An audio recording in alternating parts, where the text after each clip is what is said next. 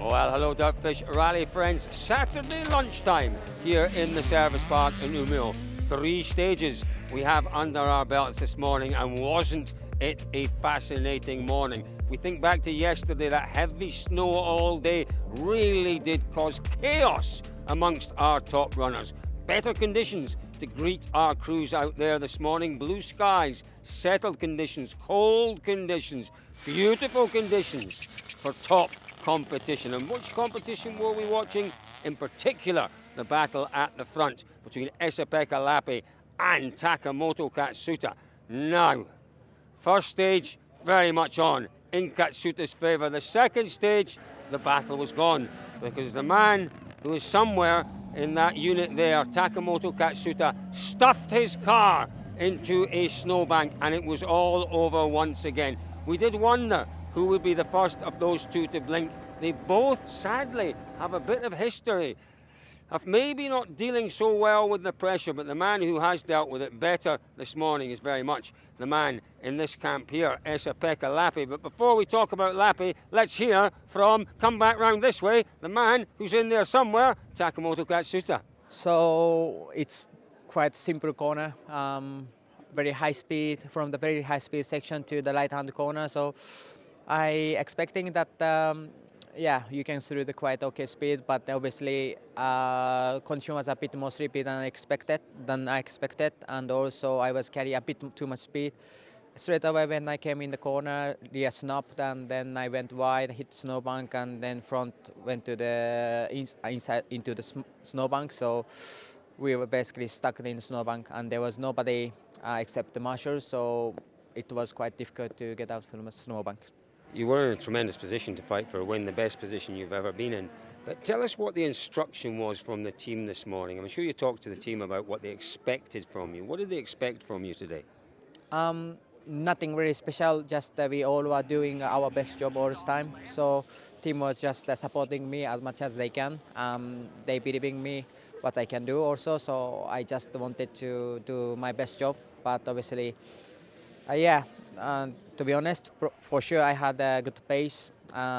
Still we could do better job, even the first one in the morning.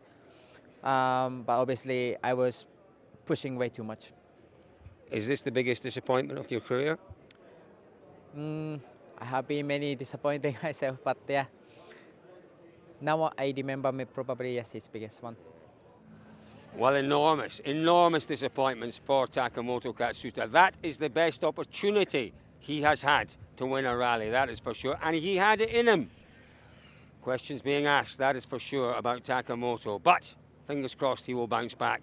What it means this man, Esa-Pekka Lappi, having his lunch in there. His lead with 3 to go now.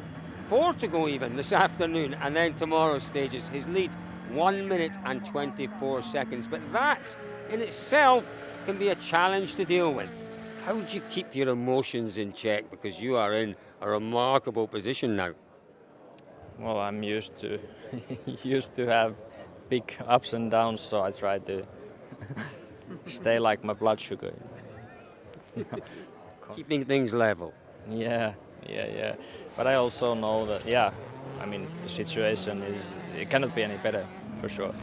I would have loved the fight. I mean, as you know, the concentration is also better when you are on the fight. But we need to be satisfied for this situation, and still knowing the fact that it's still, let's say, 1 full day to go. What about that corner that Taka went off on? Was it a corner that you had specifically noted? No, it's a basic corner, nothing special, but I guess a bit too fast. So how surprised were you to see him in the snowbank there? I knew it already on the start line, so all fine. Okay, so did that then change your approach the minute you found out about that? How did it change your approach? I think the braking points were 20 meters earlier. That's a lovely little luxury to have, isn't it? Yeah, sure, but you don't enjoy it all anymore after that. When you let's say brake early, you coast a bit and then you go on throttle, and not to touch the exits on these banks, because they've catched now so many drivers. So it's not enjoyable at all. But the weather is beautiful, you know. Rally is nice. Let's try to enjoy that. You're nice and level. But I guess, you know, when you're in the car, you're hearing every rattle, every squeak, every bump, and it's getting in your head. It's being able to try and cut all of that out and just focus on getting to the end. As you said, not easy. Yeah, but no, I'm old enough for that already. I don't really hear any these things. I know what you mean. I've been on that situation in the past, but now if you know the car breaks down, it's not my problem. It's not my fault. So I cannot do anything for that. So why to stress about it? Well, if you had to bet on anyone to keep things level and to bring that car home, Esa-Pekka Lappi would certainly be right up there. Fingers crossed that Lappi keeps things together. We're now watching that battle for what is second place. Somewhere in there is Adrian Fourmaux. He has had a magnificent morning. He lost a bundle of time, 11 seconds I think it was, to the chasing Evans in the opening stage. Well, next stage it was a second he lost, but then he hit back in the third stage this morning. He won that one. It's certainly the Puma's first win of the year. Adrian Fourmaux looking really strong. Most importantly, looking as if he has things pretty much in control. Yeah, for sure the first stage this morning wasn't so easy. To be fair, the grip was so different than yesterday. I didn't get the confidence, the feeling with the car. So I've just decided, okay, we need to get through and we'll see what we can change after that. And after that, it was much better until getting the fastest time in the last one. So it's okay, it's a good morning. Have things changed though? We talked to you this morning and you said, I don't care, third or fourth place. Fourth place would be a great result. It's now second or third place you're fighting for. Has the approach changed? Are you prepared to push a little bit more, or will you still drive at that safe pace? Well, when it's second pass in the stages, we know a little bit more the stages, etc. But this is where you have to be careful to not be catched, because sometimes the corner can have changed maybe with the cars in front, not the Rally 1 I mean, but the cars before. So we'll see.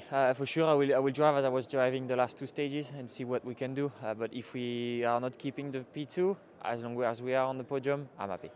16 seconds is Fourmaux's lead over Elfyn Evans, but he knows if he doesn't stick to the plan that's been set out by Malcolm Wilson, there will be consequences. He's had quite a few hair dry treatments, so I think he understands what he needs to do.